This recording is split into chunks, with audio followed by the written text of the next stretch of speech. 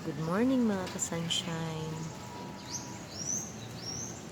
Dito lang po. Itong ano na to. Thank you Lord sa good weather. Maambon-ambon. Pero yan. Ang ganda lang tingnan po ng nature. Ang bundok. Ng kalangitan. Ang sarap lang.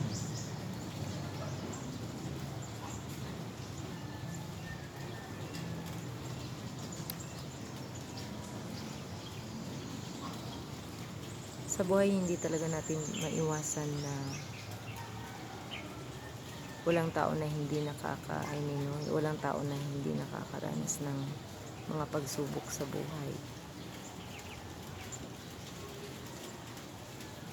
Pero dapat hindi tayo susuko. Laban lang. Dahil kung susuko tayo ang talunan. Hindi naman natin alam kung ano yung magiging bukas. At hindi natin hawak ang bukas. Ang sa atin lang ay marunong tayo or alam natin kung saan tayo pupunta o kung sino yung tatakbuhan natin. Lalo na sa panahon na pag hindi natin naintindihan kung anong nangyayari sa sitwasyon. Yan talaga, may mga bagay na hindi natin maintindihan, lalo na pag sa present situation. Ang dami nating mga tanong sa buhay, dami nating mga tanong sa ating sarili. Bakit? Bakit nangyari to? Bakit? Bakit ako? Bakit ngayon?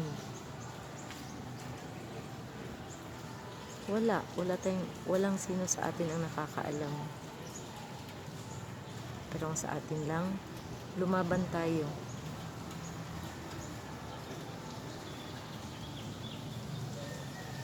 Wala namang tao na hindi nakakaranas. Magkaiba lang nga tayo ng sitwasyon. Pero lahat tayo lumalaban. Pero ang pinakamaganda at masarap isipin kapag meron kang kakampi. At ang kakampi na yun ay hindi natin makikita. Mapaasawa mo man, magulang mo man, kapatid mo man, pamilya mo, kaibigan mo. Dahil darating ang time na yung mga tao na yun ay magsasawa sa iyo. Lalo na kung mareklamo tayo. Ang sa atin lang, kapag gusto nating umiyak, kapag pagod na tayo, huwag nating kalimutan na tumakbo at humingi ng tulong sa Panginoon. Iyak lang natin. Alam naman natin na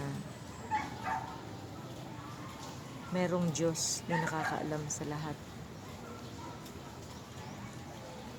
At lahat ng bagay na nangyayari sa buhay natin, maliit man yan o malaki, may purpose po ang lahat ng yan. At huwag mong pilitin na intindihin. Tuloy lang ang buhay.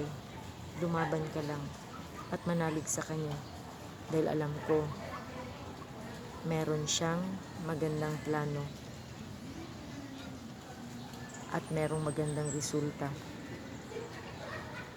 Kung ano man yang pinaglaban mo ngayon, kung hindi ka hihinto, hindi ka susuko, ang mga iyak, mga luha mo,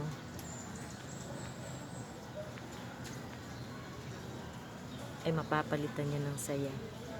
Pero wag kang umasa na sa lahat ng araw, sa lahat ng panahon ay masaya tayo.